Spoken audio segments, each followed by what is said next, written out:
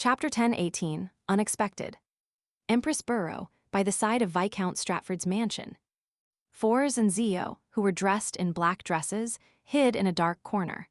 They stared intently at the tightly closed metal gates as they patiently waited for their target to appear. It wasn't raining tonight, so they didn't have to face harsh weather conditions. The carriage that remained parked by the side of the street lamps made it clear to them that their patience would be rewarded. It was only a matter of time. After an unknown period of time, the gates produced a heavy metal groan as they slowly opened. A figure in a black cloak appeared with its head bowed.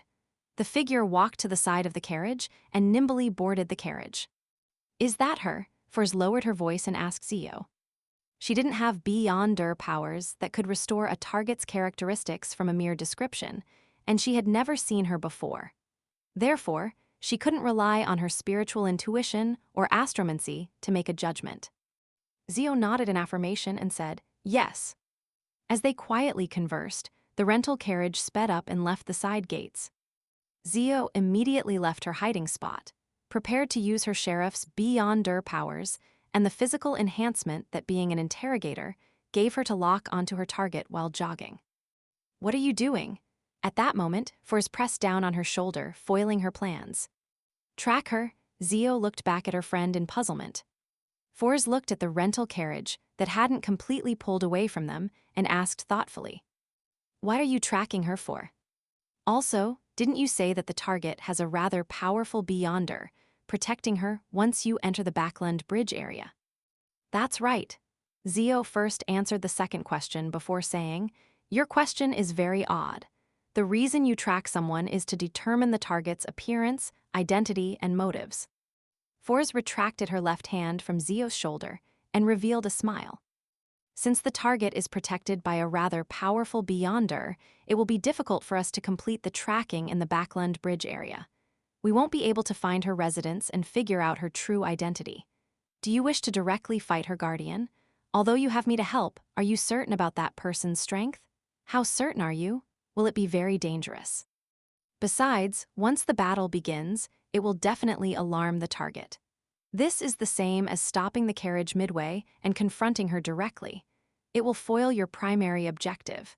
It will alarm Viscount Stratford and prevent him from falling into a predicament that will offer you a chance to take action. If we do it, then there's a possibility of failure, but failure is certain if we do nothing." Zio emphasized that she knew the situation well. All she wanted was to make an attempt and find an opportunity midway. At this moment, the rental carriage had already turned into another street at the end of the road.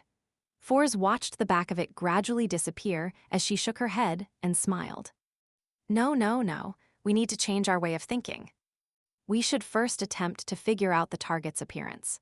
After daybreak, we can use her appearance to perform normal investigations in the Backland Bridge area and then obtain information from other channels. Your choice of words is very professional, Zio said in thought. Of course, I've written detective novels before, Fors answered without any sense of modesty. But how do I figure out what the target looks like without alerting her? Zio raised the most critical question. Prepared, Fors took out Leymano's travels and said with a smile, "Elementary. Using the psychological invisibility Miss Justice recorded." Although Audrey didn't encounter any situations that required her to use Leymano's travels, she had rented it thrice out of curiosity.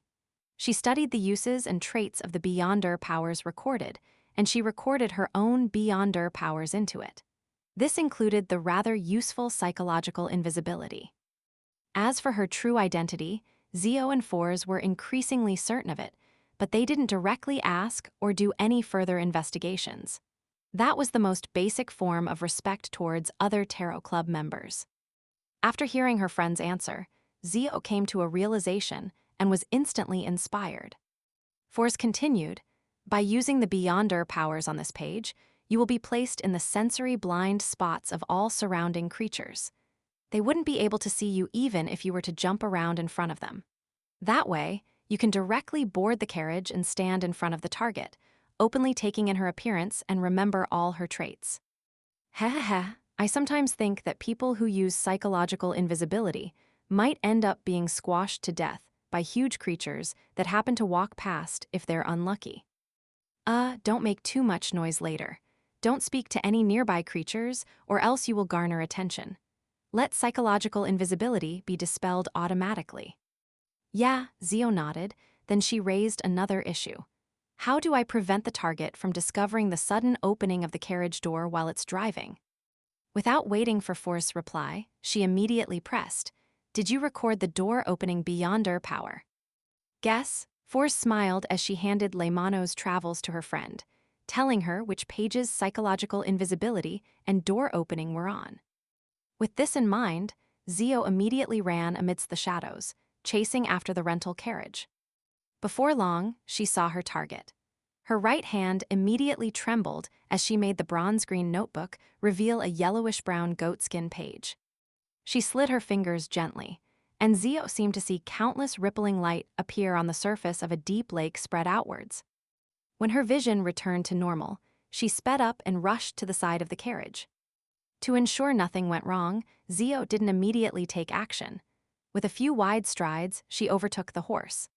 She then turned around as though she was crossing the road. However, the carriage driver didn't notice her, nor did he shout out to her or rein in the horse.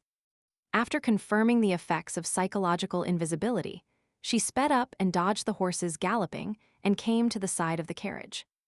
After a brief observation, she flipped through Leymano's travels and revealed a white page covered with strange patterns and symbols. Then, she reached out her right hand and pressed it on the surface of the carriage. Her figure instantly turned transparent as she appeared inside. The woman in a black cloak was sitting diagonally opposite her as if she was in thought, staring at the glass window where Zio stood. However, she didn't notice the bounty hunter who had suddenly infiltrated. At such a close distance, even with her cloak lowered, Zio was able to see her face clearly. Furthermore, the woman wasn't as careful as she was while walking outside. Her every action appeared rather casual as the hood was only at her eyes. Instantly, her appearance was reflected in Zio's eyes, overlapping with a face that still had some male characteristics. This was a beyonder power of a sheriff. Zio's eyes widened as she couldn't help but shout, "Sherman."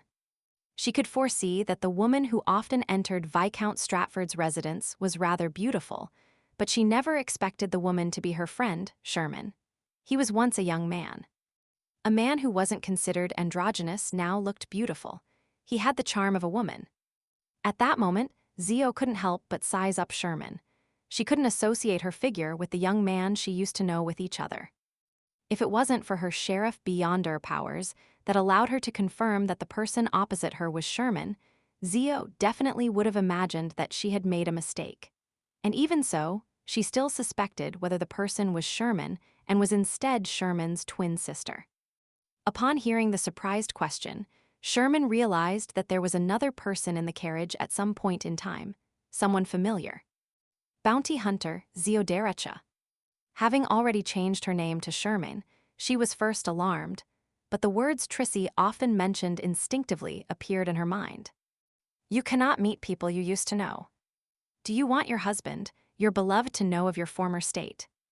Only by completely severing your connections can you be reborn, doing so in order to save yourself.